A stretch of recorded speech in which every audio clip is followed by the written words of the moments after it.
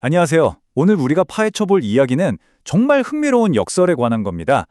바로 MP 머티리얼즈라는 회사를 둘러싼 미스터리인데요. 자, 월가 분석가들은 전부 사라고 외치고 있는데 정작 그 회사 CEO는 무려 1,900만 달러어치 주식을 팔아치웠습니다. 도대체 무슨 일이 벌어지고 있는 걸까요? 시장을 떠들썩하게 만든 이 미스터리 속으로 지금 바로 들어가 보시죠. 자, 이 화면이 지금 상황을 딱 보여주죠. 한쪽에서는 골드만삭스 같은 월가 분석가들이 이건 무조건 사야 한다, 강력 매수를 외치고 있어요. 목표 주가도 엄청나죠? 그런데 다른 한쪽을 보세요. 바로 그 회사의 CEO, 제임스 리틴스키가 2026년 1월 초에 1,920만 달러, 우리 돈으로 200억 원이 훌쩍 넘는 어마어마한 주식을 팔아버린 겁니다. 완전히 반대되는 신호잖아요? 이게 바로 우리가 풀어야 할 첫 번째 수수께끼입니다. 이 퍼즐을 풀려면요, 먼저 시야를 좀 넓혀야 합니다. MP 머티리얼즈라는 회사가 지금 어떤 거대한 지정학적 체스판 위에서 움직이고 있는지 그 큰 그림부터 한번 봐야 해요. 이 히토류라는 게요, 그냥 뭐 돌멩이 같은 게 아닙니다. 우리가 타는 전기차, 저 멀리 서 있는 풍력 터빈, 그리고 국방 시스템의 핵심인 유도미사일, 심지어 바로 여러분 손에 들려있는 스마트폰까지 말 그대로 현대 첨단 산업의 비타민이자 심장이라고 할 수 있는 물질들이죠. 자, 그런데 여기서 진짜 중요한 문제가 나옵니다. 이 히토류를 채굴하는 것도 중요하지만 그걸 쓸 수 있게 가공하고 정지하는 과정이 있거든요. 근데 그 과정의 85%를 중국이 장악하고 있습니다. 이게 뭘 의미하겠어요? 엄청난 영향력을 쥐고 있다는 뜻이죠. 바로 이 지점에서 MP 머티리얼스가 등장하는 겁니다. 이 회사가 왜 중요하냐? 북미에서 유일하게 대규모로 히토류를 생산하는 것이거든요. 그러니까 중국의 독점에 가까운 지배력을 깰 수 있는 거의 유일한 대항마인 셈이죠. 단순한 회사가 아니라 미국의 입장에서는 그야말로 전략적인 자산인 겁니다. 그래서 이 회사의 목표가 뭐냐? 바로 광산에서 자석까지 전략입니다.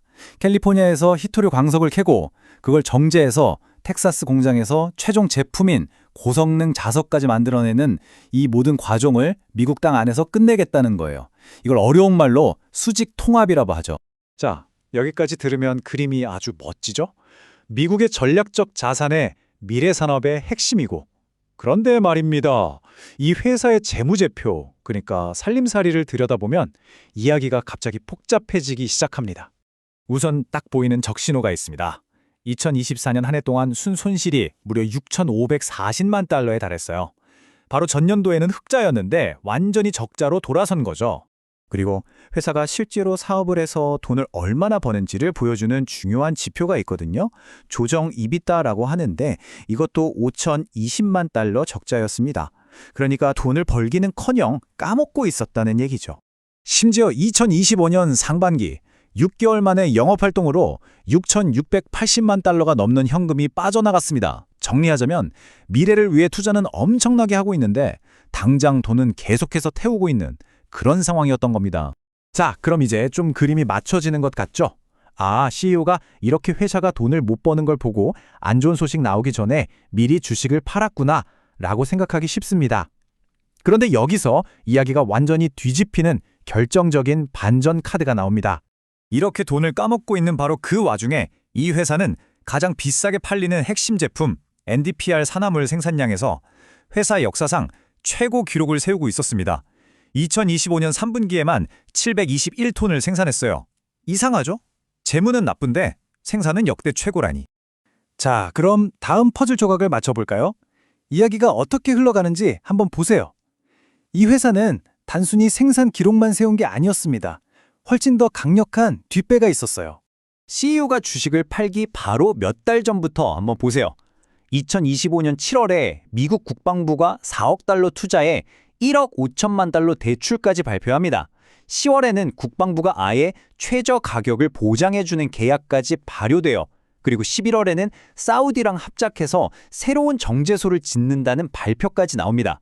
이건 뭐 미국 정부가 나서서 이 회사는 우리가 책임진다고 도장을 꽝 찍어준 거나 마찬가지죠. 이렇게 정부가 든든하게 밀어주는데 CEO는 주식을 팔았다? 더 이상해지죠.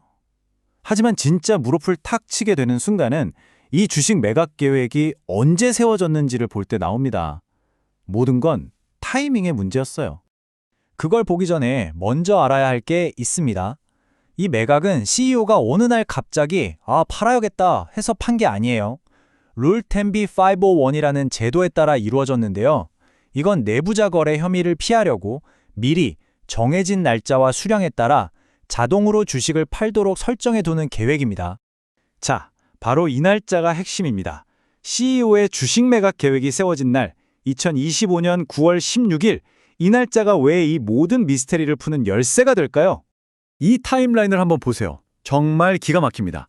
7월에 국방부 파트너십이라는 첫 번째 큰 호재가 터졌죠. 그리고 바로 그 후인 9월 16일에 CEO가 주식 매각 계획을 세웁니다.